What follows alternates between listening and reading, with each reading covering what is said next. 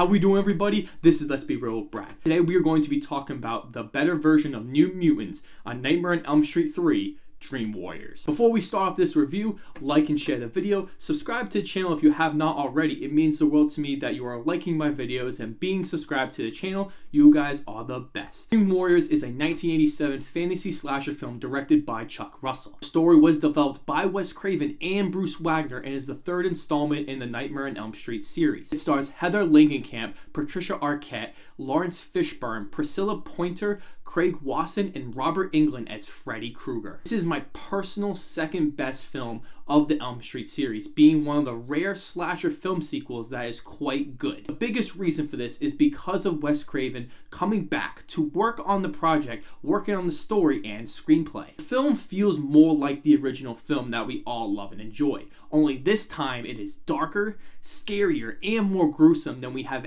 ever seen before. The biggest positive I can give this film is the creative kills. Slasher films have always been known for their infamous kills that are brutal, bloody, gory, and jaw-dropping. That is what most slasher fans look for and love when they see a new slasher film. However, this film has some of the most brutal and horrific kills I have ever seen for its time. Most, if not all, these kills are iconic up to this point, especially with this one right here. This is it, Jennifer. Your big break in TV. Welcome to prime time.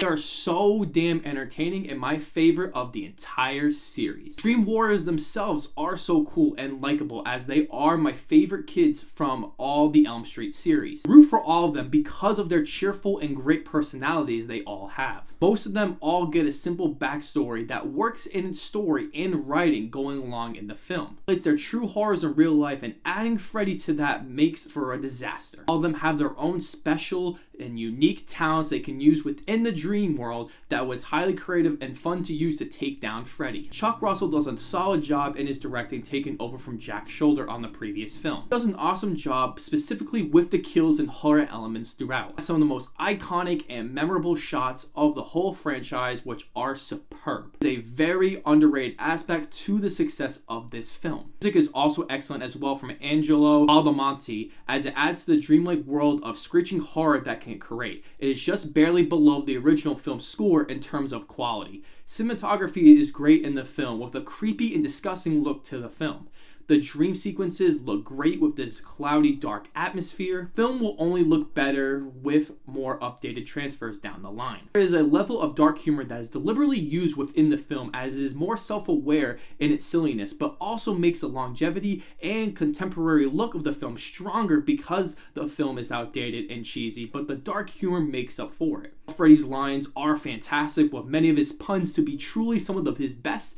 This is prime Freddy Krueger in every way possible. The film does have a lot of negatives, as most Elm Street films have. The first one being that the writing does have some bad, corny, and boring ham-fisted dialogue. There's a great deal of stale expository dialogue that is vital to the film, but is done in a generic, uncreative way. Bad writing does hurt the flow of the film, with many scenes not feeling as well constructed as others. The third act makes up for the bulk of some of the bad writing, but the writing is mostly mediocre. Acting in all these films is not very great. Besides Englund as Freddy and Fishburne as Max, everyone else is either okay or not so great. More noticeable with some of the Dream Warriors crew. It does not completely hurt the film, but distracting enough to bother me at certain moments. Pacing also suffers substantially from mainly the second act, where the film slows down and seems to lose its energy it had in the beginning of the film. This could be due to some of the not so great writing in the film that didn't seem like they knew where to go in the next story. It makes the film feel longer than it already is, even with its short 96-minute runtime. This film can also be very cheesy and silly throughout. Some of it is deliberate and does work well with the tone of the film, and at other times it makes me laugh a little, but that could be due to how outdated and silly these old 80s slasher films are. It does add to its charm and the love I have for this film. Overall, this is a very enjoyable and surprisingly great sequel of the classic 80s Elm Street series that proves to have a different and original story that works well with its darker tone and gruesome kills. Englund as Krueger is the best he has ever been, with the best look, puns, writing, and kills of the whole series. This is a must-watch for horror movie fans and fans of the Elm Street series. I give this film a 7 out of 10. Guys, have you seen Dream Warriors? Where does this rank in your Elm Street rankings? I want to know all that down below. As always, I will see you all in the next review.